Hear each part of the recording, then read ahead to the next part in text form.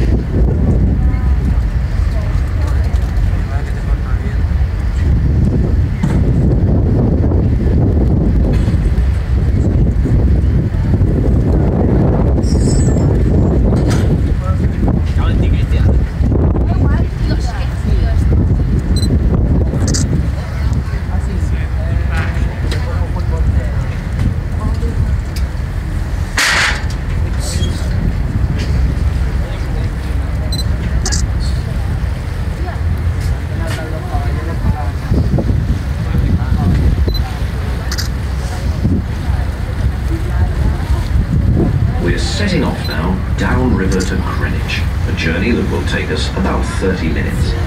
As we pass the Tower of London and go through Tower Bridge, we're leaving behind us the famous landmarks at the centre of London.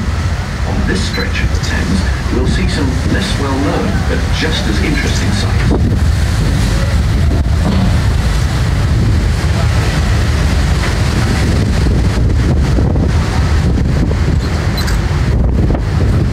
To your left, just past the large hotel, you might be able to see a black lock gate that's the entrance into St Catherine's Dock, one of the early cargo docks built to ease the overcrowding along the river.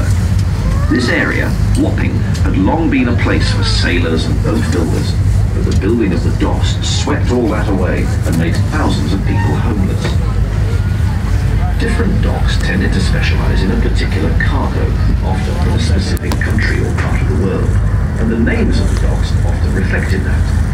The docks and their valuable contents were kept secure with tall walls and their own police forces, but the areas around the docks became notorious for their slums of poverty, crime and disease. Charles Dickens, amongst other writers, brought the sometimes terrible conditions to the attention of the wider public through his novels. If you look to the left now, you'll see three rather striking circular green glass buildings.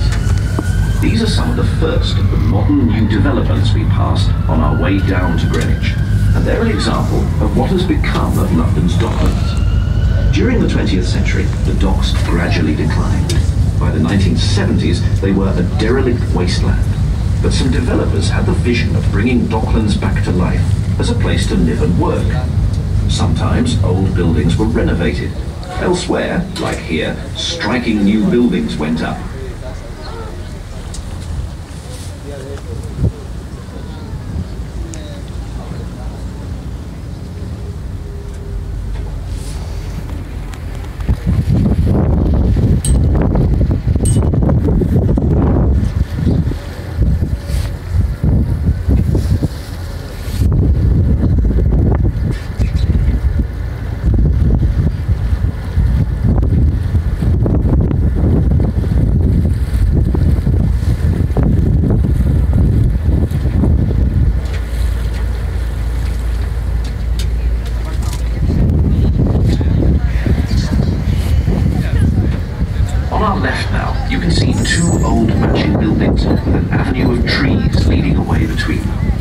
This was once a dock entrance, and the buildings on either side were for the officials of the London Dock Company.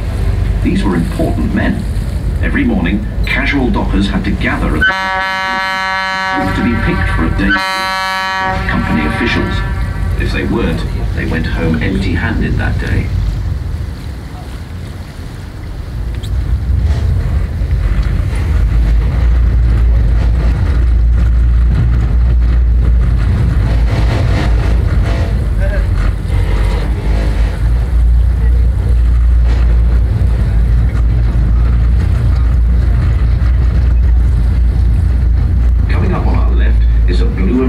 Pier, which belongs belongs to the Thames River Police.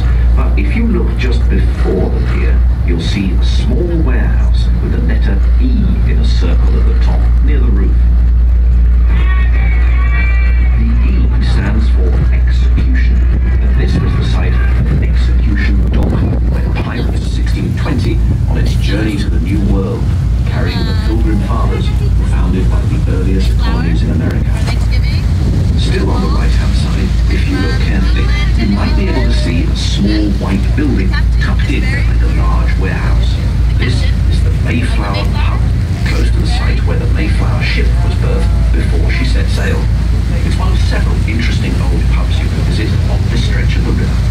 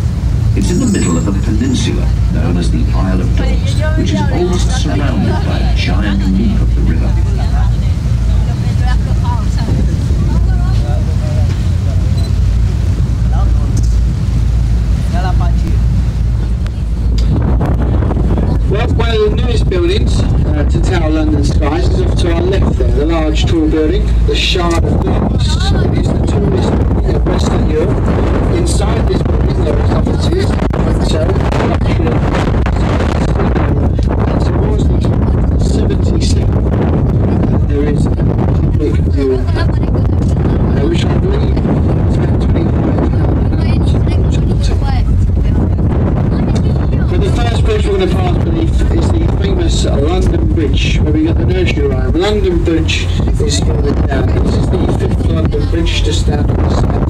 The previous one standing here was actually sinking into the Thames, so we sold it to This is the old City of London. It's called and if you look to the face of the building there, you will see 4 statues, okay? Well, from left to right, these are Isaac Newton, Sir Francis Bacon, Shakespeare, and the one on the end there with the football, well, that is David Beckham.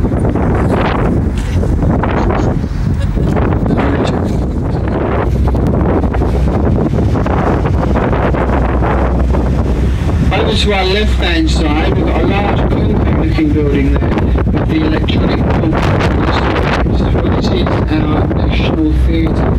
Now this building has been voted every year as the ugliest building on the banks. I don't quite agree with it, it's quite an ugly building. But it has got 3 lovely auditoriums in there, the Cottesloe, the Olivier and the Littleton, some of London's finest theatres.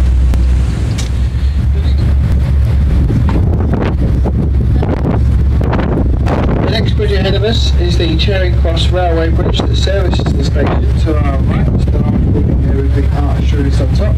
Either side of Charing Cross Bridge we have 2 walkways. These are these are the Jubilee walkways built for the Golden Jubilee.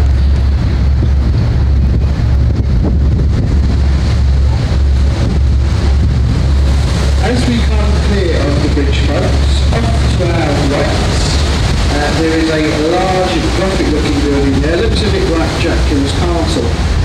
This is Whitehall Mansions. This is the 5-star Horse-Guard Hotel. Behind this building, every day they have the Horse-Guard parade, the changeover of guards for the Queen.